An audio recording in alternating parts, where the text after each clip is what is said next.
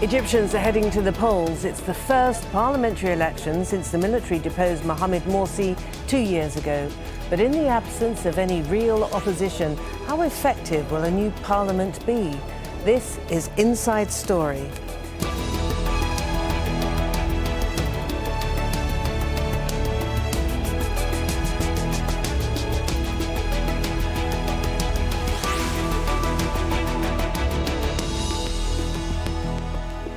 Hello and welcome to the programme. I'm Martine Dennis. Egyptians are voting in their first parliament since the last one was dissolved in 2012. A lot has happened since then. Mohamed Morsi was overthrown 2 years ago and President Abdel Fattah el-Sisi has led a major crackdown on dissent. But Sisi now says that this vote will complete Egypt's transition to democracy. More than 5,000 candidates are taking part in the poll, but the majority are supporters of the president and are expected to dominate parliament. Well, many of the parties contesting the vote have formed electoral blocs. The biggest is called For the Love of Egypt. It openly supports President Sisi and is widely thought to receive state support. Its biggest rival is the Egypt list, led by former presidential candidate and Mubarak-era Prime Minister Ahmed Shafik. It also includes other politicians with ties to Mubarak's government. The only religious party taking part is Al-Noor, a Salafist party that also supports the president. Not taking part, of course, is anyone linked to the Muslim Brotherhood, which has been declared a terrorist organisation. Right, we can get the thoughts of our guests now. Joining me here in the studio in Doha is Samir Shahata, who is Associate Professor of Middle East Politics and International Relations at the Doha Institute for Graduate Studies. In London, we have Maha Azam, who's head of the Egyptian Revolutionary Council. Also in London, we have Salah Abu El Fadl, member of the Social Democratic Party in Egypt. Welcome to you all very much. And Samir, can I start with you, as you're in Doha with me? President Sisi has called this a celebration of democracy, the parliamentary election process, which is currently underway, which won't end until December, but has started now. Is it really a celebration of democracy, as he calls it? I don't think so. I think there are structural flaws in the political context in Egypt that really make the impact of the elections questionable. I mean, unfortunately, Egypt is incredibly polarized, and there has been a restriction of political freedoms, not just for the Muslim Brotherhood, but also for many of the youth that really initiated the January 25 uprising against Mr. Mubarak. And so really, I think in no time in the last 30 or 40 years have we seen power as centralized in a person and in an institution, the Egyptian military, as we see today. So I don't think that we can really understand the elections, people putting pieces of paper in a ballot box outside of that context and outside of the context of limitations on freedom of the press and other restrictions on NGOs and so on. And Salah, can I come to you in London? Salah, what's your feeling about the description given to these elections by President Sisi, a celebration of democracy? Well, that's, of course, what he will say as the head of a regime, and one understands that he is happy to fulfill the promises about the changes that came on the 30th of June, i.e. election of a new president, writing of a new constitution, and parliamentary elections. Having said that, of course, there are concerns about how things are going, and we shouldn't forget, there is one statement said in the beginning of your report, or a question, is there really an opposition? Of course, there isn't really an opposition because the system and the regime is still evolving and developing. And there is beginning to be seeds of dissent and opposition to it, because people expected a lot more after the 25th of January, when the real revolution started. It was hijacked by the Muslim Brothers to start with. Then a move to correct it did not really produce the results that the Egyptians wanted, and it resulted in return to almost a regime similar to... And that revolution, and sorry to interrupt, Salah, but that revolution was also hijacked, wasn't it, by Mr. Sisi himself 2 years ago? this is what I've just said, that it has not returned to the original aims of the 25th of January revolution. It produced a regime that is similar to the previous one, to the Mubarak regime. And we see these elections now are coming with lots of the people who were prominent in the Mubarak era are coming back to the elections and trying to take seats in the new parliament. We also see the Islamic parties like Al-Nur Salafis are coming back, trying to get a place. Even there are reports of members of the Muslim Brothers are trying to get into the elections. So it's not really a representation of the true will of the Egyptians. But it's a move. It is to fulfill that promise, and then the real opposition will start. And it may not start in the new parliament, but it may start amongst the political movements in the country. And Maha, coming to you in another studio in London. So on the face of it, this is a very democratic process. There are many people taking part. And the voting process itself is going to be observed by many observers, many of those being international. On the contrary, I think everything that we've heard indicates very clearly that this is going to be a rubber stamp parliament.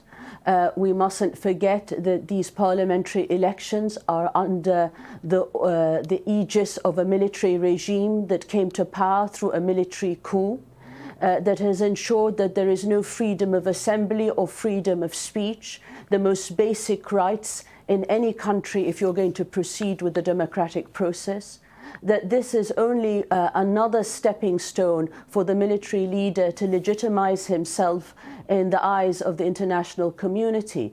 But let me say, when we speak about a roadmap to democracy and that this is the last stage, these are the words of General Sisi. But I think the general opinion now internationally is that Egypt is a country in which human rights violations occur at such a level that it has been unprecedented in the modern history of Egypt, that ultimately General Sisi is trying to legitimize himself further through these elections where there is no real opposition. We have 40,000 or over 40,000 political prisoners in Egypt. The main opposition party that could have engaged in any elections is illegal now in the eyes of the regime, the Freedom and Justice Party. Can I just interrupt you there, because I think it's a good moment for us to look a little bit more closely then at this roadmap to democracy that General Sisi has outlined. Now, after he led a coup against Mohamed Morsi, then Defence Minister Abdel Fattah el-Sisi announced what he called the roadmap to democracy. Now, the first step along the way was a new constitution approved by Egyptians in a referendum in January last year. Then came presidential elections, which Sisi won with 96.9% of the vote. A new parliament is meant to complete the roadmap. It will also be responsible for ratifying some of the controversial laws the president has passed by decree. And Samir, here in the studio with me, the test of this new parliament, once the process has undergone the entire process, will be whether it decides to critically assess the kind of decrees that have been put into place by General Sisi whilst he's been ruling by decree without a parliament. Well, I think that'll be one of the tests. But if we go back to the roadmap that you've outlined a moment ago, I think we can see even the flaws from the very beginning. I mean, one, there was supposed to be a serious process of national reconciliation to include all segments of Egyptian society. And in fact, rather than that taking place, we saw a significant amount of repression against the Muslim Brotherhood that began, of course, with the dispersal of the sit-ins, but then continued, really. And then we've seen, of course, also the sequencing change, because initially there was supposed to be parliamentary elections before presidential elections. But for whatever reason, possibly political expediency, as it were, that was changed, I think to the benefit of the current government. So I think if we talk about whether the elections are free and so on, we really are missing the larger context in which they're taking place, in which, as some of the guests have said, there are big segments of Egyptian politics that are systematically excluded, in addition to the other limitations on political freedom. Let's put that point to Salah in London. Salah, if the process is so seriously flawed, as so many people are pointing out, why bother go through the charade, if you like, of a democratic election when, in fact, as many people say, the democratic landscape is far from perfect, far from appropriate for this kind of exercise? Well, it is very important to go through a process to complete what has been said in the beginning. But I take a word from what has been just said. We need to look at what's happening in the context of the changes that occurred to Egypt. We had a revolution. This revolution happened in 25th of January 11. The people asked for certain changes, mainly social justice.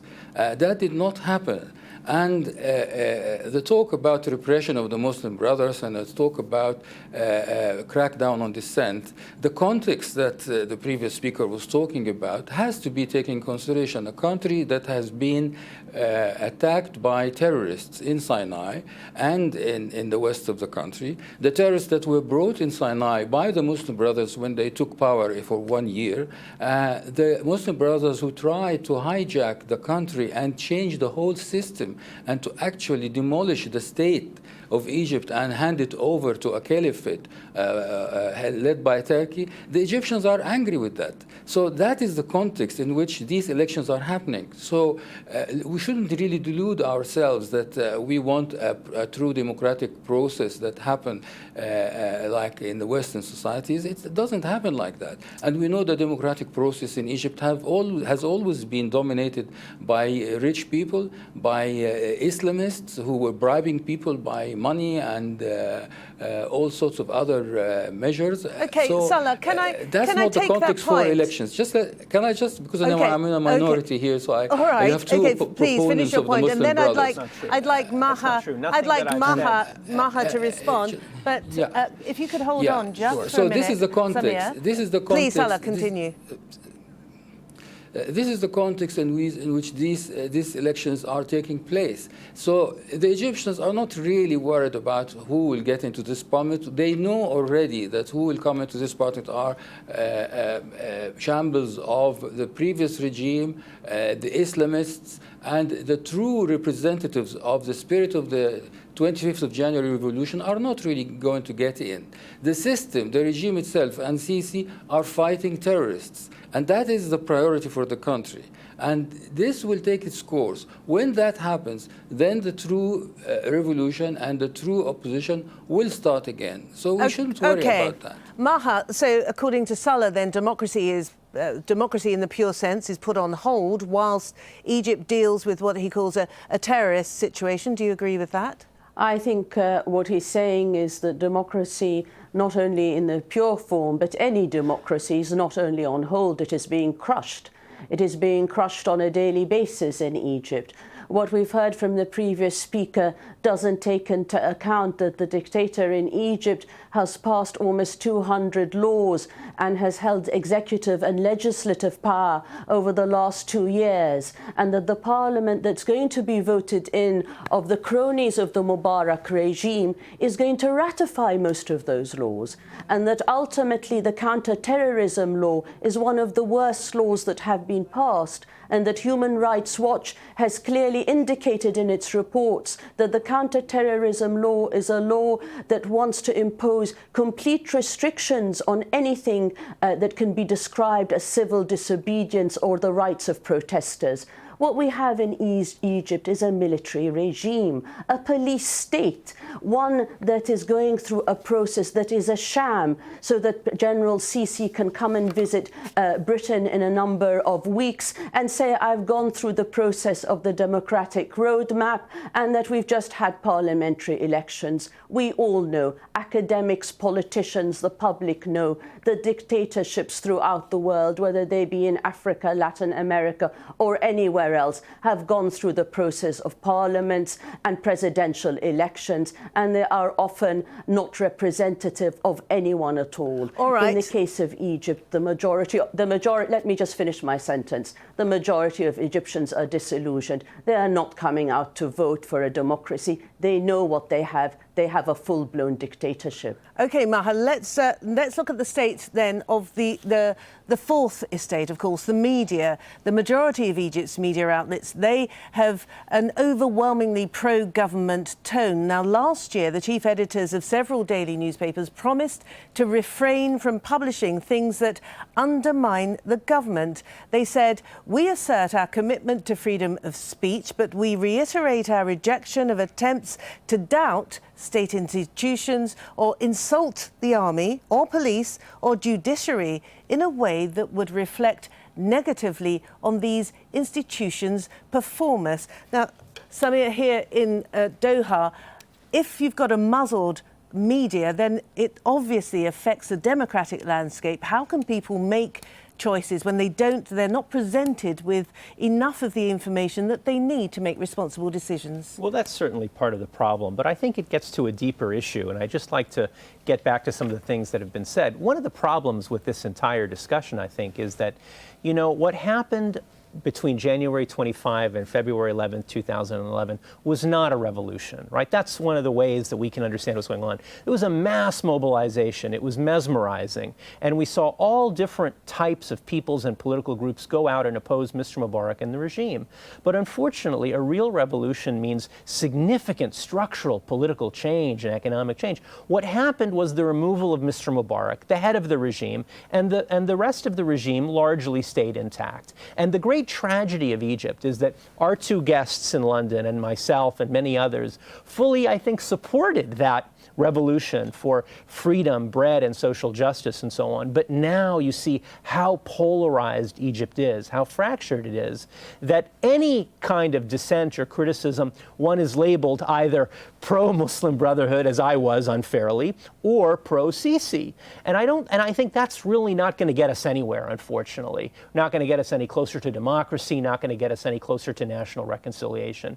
These two worldviews, which are so diametrically opposed, and really unable to see any criticism of themselves. So, Salah, coming back to you, as I understand what you're saying is that you understand that this is a flawed process for the time being, but you're optimistic that Egypt can, after fulfilling the terms of the roadmap, that Egypt can possibly return to some of the tenets of the revolution.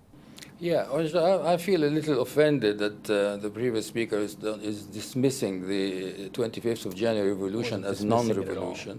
And if he looks at history, of course, and the history of the French Revolution and other revolutionary phases, it's a process, it's a long process, it's a huge change. It started on 25th of January. I repeat again, it was hijacked by the Muslim Brotherhood, who did really horrible thing to that revolution by bringing terrorists into the country and releasing terrorists from prisons. And the country is still in a state of war. Look at what's happening in Syria, look at what happened in Libya, look at what's happening in Yemen, and what happened in Egypt can be seen as a great victory against the forces of darkness, against terrorism, against fundamentalist Islamists who have no concept of modern state. So your speaker, Dr. Azam, is speaking about military regime. The Islamists wanted to bring back the country into the dark ages. And so the Egyptians have defeated all that. They actually managed to bring the state back and bring Egypt back into modern times. Of course, there are losses. Of course, the revolution has been set back by all this. But it's it cannot be regarded as non-revolution, as Dr. Shahata is talking. I think that's really unfair on the Egyptian people. There is going to be a movement. This democratic process may not be flawed, but it is not complete. And it's happening at a time when the country is at a state of war. We are here in London. In Britain, there are laws and there are measures that can be seen as non-democratic when it's dealing with terrorism. And they are fully accepted by the population, and everybody is compliant with it. And something similar happening to Egypt. Of course, there are people who want dissent to be everywhere, but at the moment, if you create a state of public chaos in media, that does not help this process. So this is all temporary, and it will change. And if President El-Sisi, and I call him President El-Sisi, not General El-Sisi anymore, he is presiding over a civil government. Every member of the government is civilian except the Minister of Defense. If he does not return to the dictates of the Egyptian revolution, he will be opposed, and the people will not really take kindly to that. Okay. So let's wait and see what the Egyptian people will do. Maha, I know you want to come back on that. I think it's extraordinary that we are hearing from the previous speaker a defense of dictatorship and a delay in the democratic process. To talk of dark ages and such things is a fabrication of what happened in 2012. The Egyptian people came out to vote for a president, for a parliament, for a constitution. And their will has been reversed through a military coup, like other military coups throughout history. It was a blatant move away from democracy that was overturned by a man and his cronies and his support base through the power of the tank and the gun. The deep state in Egypt still existed, and he remains in power through a degree of support because the judiciary acts as the arm of the military, as does the media. For us to be sitting here and saying that the Egyptians only deserve democracy piecemeal, I think is abhorrent. Egyptians today are not getting any democracy. What they're getting is a system that tells them what they're going to do, that instills fear in every Egyptian citizen. This is not just about the Muslim Brotherhood. The Muslim Brotherhood worked by the rules of the game. They opted for the democratic process, and the Freedom and Justice Party, like any other party, put its candidates forward, and it won fair and square a majority in the parliament. For us to misread this is someone who is fabricating history, recent history, and if you go back to any academic work, it will say what I am saying now. What we are hearing from the previous speaker is propaganda for General Sisi, and he is a general. It is a military state with a security apparatus that kills its own people, that tortures them in prison, that rapes and is responsible for disappearances of men and women. And that is according not to what I'm saying, to Amnesty International reports and to the Human Rights Watch report. Maha, thank you for that. Now, Samir, what then? Well, what then? Yes, the elections are underway. As we've pointed out, it's quite a lengthy process. We won't know the shape or complexion of this parliament. Will it matter? I think there are really two questions. That's maybe a third question. But the only two interesting questions for me as somebody who studies elections in Egypt and so on are how many people will actually participate, right? The voter participation rates, because that will reflect whether people take this process seriously. And that's a serious unknown. We don't know. I'm a little bit skeptical. I don't think that we're going to see over 55% voter participation. And the second really interesting question, I think, for me is how well will the Salafi Noor party do? Because they did so well in the first legislative elections after Mubarak's ouster in 2011, getting 25%. But of course, they've suffered quite significantly because they've backed the non-democratic transfer of power to then General, now President Sisi, and so on. But to your question, is the parliament really going to matter? I don't think so. This is not a parliament that's going to really legislate or hold the government and the president accountable. And in that sense, similar to what the previous speaker said, it's quite similar to parliaments under Mr. Mubarak, which didn't legislate and didn't hold the government accountable. In fact, in those parliaments, many parliamentarians fell asleep and just simply raised their hands in agreement with the previous speaker. I don't think this parliament is going to do that. And in fact, we've seen something else similar. We've seen many successful, wealthy businessmen engage in politics and run as candidates. And we've seen something kind of new, which is retired generals and military officials also seek candidacy. Samira, I have to end it there. Thank you very much indeed. Thank you to all my guests, in fact, to Samir Shehata, who's here in the studio with me, Maha Azam in London, and Salah Abul El Fadl, both in London. Thank you all very much indeed. And thank you, of course, for watching. As always, you can leave your comments on the programmes page of our website, aljazeera.com. You can also post your views on facebook.com/AJ Inside Story, or, of course, you can tweet us at AJ Inside Story. Thanks for watching from me, Martine Dennis, and the whole Inside Story team. It's bye for now.